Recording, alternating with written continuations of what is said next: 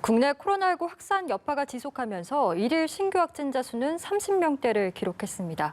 교회를 연결고리로 하는 집단 감염이 다시 확산하고 있고 수도권 집중 현상도 계속되면서 방역 당국이 긴장하고 있는데요. 오늘 전문가 모시고 관련 내용 짚어보도록 하겠습니다. 천은미 이대 목동병원 호흡기내과 교수님 모셨습니다. 어서 오시죠. 안녕하세요. 네. 국내 코로나19 확진자가 하루 새 34명 늘어났습니다. 곳곳에서 발생하는 지역 감염의 여파 때문인지 지금 8월 이후에는 해외 유입보다는 지역 감염 발생 사례가 더 많은데요. 현재 상황에 대해서 좀 전반적인 평가를 먼저 들어보겠습니다. 네, 최근까지는 사실 해외 유입이 한 2배 가까이 국내 발생보다 많았습니다. 근데 최근 며칠간은 또 국내 발생이 좀 많아지고 있는데 아마 또 그 이유는 해외 유입을 막기 위해서 6개국의 이제 PCR 검사 음성인 경우에 들어오게 하다 보니까 조금 이제 입국자들이 줄고 또 그런 분들이 좀 자제를 하는 것으로 생각이 되고요. 두 번째로 우리 이제 국내 발생이 많아진 경우는 지금 보면 뭐 20명에서 40명을 왔다 갔다 하고 있는데요. 전체적으로 이번 같은 경우는 또 수도권 특히 이제 서울, 경기나 또 대도시 부산처럼 인구 밀도가 높은 곳에서 발생을 하고 있고요. 네. 발생하는 지역을 보더라도 뭐 요양원이라든지 그다음에 개척교회처럼 소모임 이런 경우에 많이 발생을 하고 또 뭐 사무실, 학교, 군대 모든 곳에서 사람이 모이는 곳은 다 발생을 하고 있습니다. 네. 특히나 우리 이 코로나19 같은 경우는 미국 질병통제센터에서 말하기를 40% 이상이 무증상 감염이고 특히나 이런 노숙자라든지 교도소처럼 열악한 환경에 있는 경우는 거의 80에서 90%가 무증상 감염이 나옵니다. 최근에 왜 인도에서 뭄바이 굉장히 좀 어려운 환경에 있던 분들이 무증상 감염이 많아서 집단 면역이 됐다는 사례를 보다시피 우리가 모르는 사이에 무증상 감염이 대단히 많기 때문에 그러한 경로를 따라서 지속적으로 지금 감염이 나타나고 있다고 생각합니다. 예, 무증상 감염이 우리 국내 곳곳에서도 계속되고 있는 양상인데 일단 가장 시급하게 꺼야 할 불이 이제 교회발 감염인 것 같습니다. 지금 상황이 워낙 심상치가 않아서 고양시 반석교회 감염이 이제 남대문 시장에서 어린이집으로까지 이어졌고 고양 기쁨 153 교회도 격리 중이시던 분이 한 분이 또 추가 확진이 됐고 또 김포시 주님의 샘 교회에서도 총 12명이 확진 판정을 받았습니다. 이처럼 다시 교회발 확진자가 늘어나는 원인은 좀 뭐라고 보시는지요? 아마도 이 대부분 교회발 감염은 대규모 교회는 아니죠. 왜냐하면 이제 큰 교회들은 우리가 방역 수칙을 지키기 위해서 예배 때 마스크와 거리 지키기를 하고 대부분 그걸로 끝나서 돌아가시는데 이 소규모 개척교회 같은 경우는 10명에서 20명, 한 그 정도의 그 교인들께서 예배 후에 이제 친목도모나 어떠한 공부를 위해서 모여 있고 그 후에도 식사를 하다 보니까 마스크 착용이 굉장히 소홀해지면서 말씀드린 무증상 감염 환자가 분명히 거기엔 확률적으로 한두 명 있을 수 있습니다.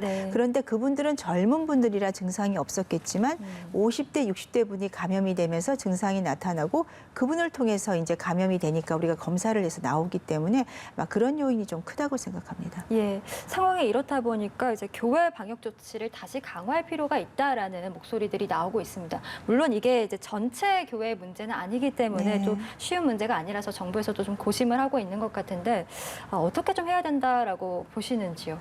네, 지금 뭐 교회 방역은 잘 되고 있는데 대부분 이렇게 이제 소규모 모임을 통해서 발생을 하기 때문에 식사 모임을 최대한 그거는 자제를 하셔야 될 것 같아요.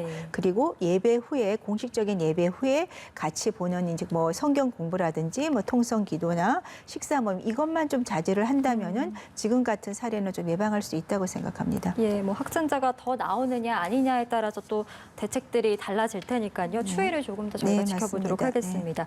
그리고 부산에서는 선박에서 무더기 감염이 계속되고 있습니다. 그 선장분께서 감염이 됐던 영진 607호 선박 선원 4명이 또 추가로 확진 판정을 받았는데 그 선장의 동료이시기 때문에 이분들이 이제 거기 선박에서 격리돼서 있다가 확진이 되신 거거든요. 그렇다면 같이 생활하시던 선원분들 중에서 또 추가로 확진이 나올 가능성도 우리가 크다라고 봐야겠죠. 네, 그렇죠. 이 선박이 원래 러시아 선박이었다 국내 선박으로 바뀌었고요. 그 한국인 선장에 의해서 감염이 됐는데 이 선장은 지금 어디서 감염된지 지금 찾고 있는 걸로 되어 있습니다. 그 감염된 선원들은 3일 검사에서는 음성이었다가 자가 격리 중에 지금 확진이 됐고 그렇기 때문에 15명 중에서 분명히 또 자가 격리 중에 일부는 발생할 수 있다고 생각합니다. 예, 부디 더는 선박 안에서 좀 추가 감염자가 나오지 않았으면 좋겠는데 그런가 하면 같은 부산에서요. 그 감염 경로를 모르는 확진자가 네. 생겨서 지금 또 방역 당국이 비상입니다.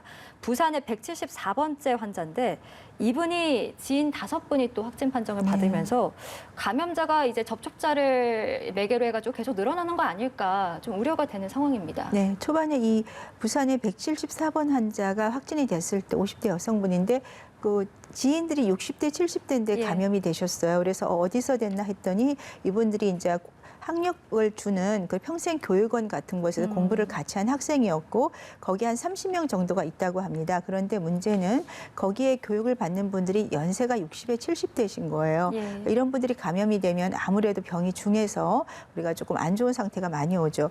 특히 이분들 중에 일부에서는 그 가족 간 감염이 이미 진행이 돼서 가족 중에 한 분은 어린이집 원장인 경우도 계시고요. 예. 또 한 명은 고등학생인 경우도 있다 보니까 그쪽에 또 전부 다 저희가 검사를 해야 되고 이런 식으로 한쪽에서 감염이 되면 N차 감염이 순식간에 지금 진행이 되고 있고 이분도 174번 환자분도 지금 감염 경로를 몰랐지만 혹시라도 이 학교에서 다른 분에 의해서 감염된 게 아닌가 그 경로를 역추적하고 있다고 합니다.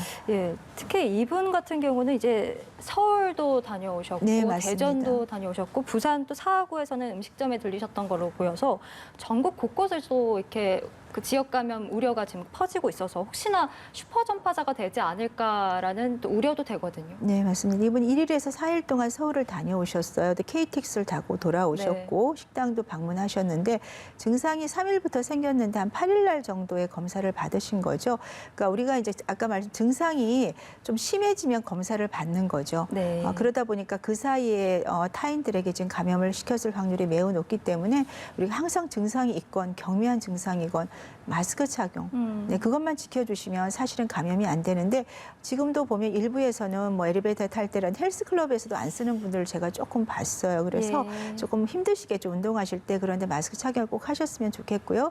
특히 이렇게 같이 사회생활을 하거나 이런 또 어떤 몰이라든지 그런 쇼핑센터 같은 곳에서도 나는 안 써도 괜찮겠지 하는 그런 거는 조금 우리가 더 좀 조심을 해야 되지 않을까 생각합니다. 네, 오늘 방역 당국에서도 이제 생활 수칙 잘 지키지 않는다라는 신고가 여러 네. 들어온다면서 좀 뭐 마스크 쓰기 이런 것들 꼭 지켜주셨으면 좋겠다라는 말씀을 계속 저희가 거듭 드리도록 네. 하겠습니다. 그리고 방역 당국이요, 그 해외 유입 확진자로부터의 검출된 바이러스 중에서 변이 3건을 확인했다라는 내용을 발표를 했습니다. 그간 세계적으로 보고가 되지 않았던 바이러스 변이라면서요? 네, 우즈베키스탄하고 이제 파키스탄 쪽에서 들어오신 3개의 이제 변이가 발견이 됐는데 최근에 일본에서도 도쿄를 중심으로 발생한 것이 새로운 변이 바이러스다.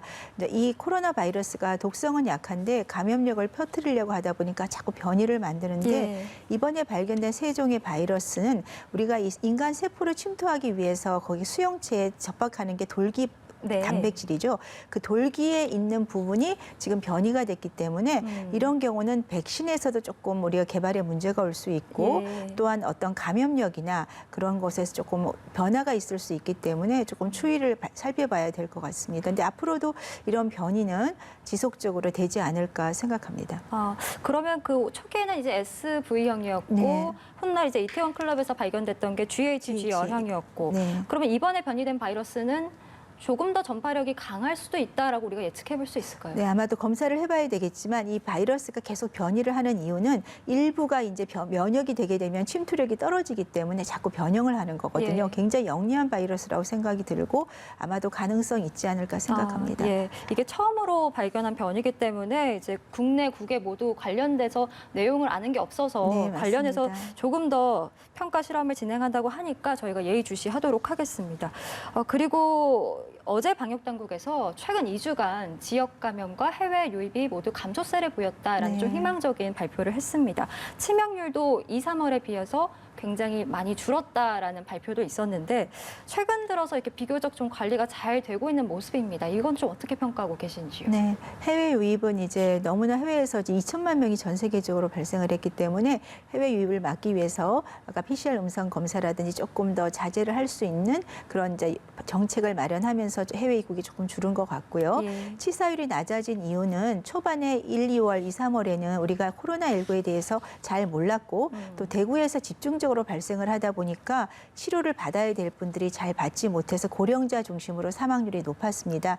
예. 하지만 최근에 들어와서는 이런 렘데시비르라는 항바이러스 억제제라든지 덱사메타존 스테로이드처럼 항염증 약물에 의해서 뭐 기계호흡을 하는 경우라도 우리가 어떤 3분의 1 정도 치사율을 낮출 수 있는 약물도 나왔고 또 최근에 혈장 치료제라든지 여러 가지 약제가 지금 개발이 되면서 코로나19에 대응하는 대응책이 많이 좋아진 거로 생각 들고요. 예. 또 국민 개개인들이 우리가 방역 수칙을 또 잘 지키고 있고 길거리에 나가시면 마스크는 우리 일상생활에 되어 있지 않습니까? 예. 이러다 보니까 이 코로나19뿐 아니라 병원에서 호흡기 질환이 굉장히 많이 줄었습니다.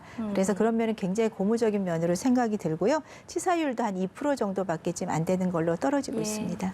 계속해서 이런 희망적인 소식들 좀 전해드릴 수 있었으면 좋겠습니다. 네. 오늘 코로나19 소식과 관련해서는 천은미 이대 목동병원 호흡기내과 교수님과 함께 이야기 나눠봤습니다. 고맙습니다. 감사합니다.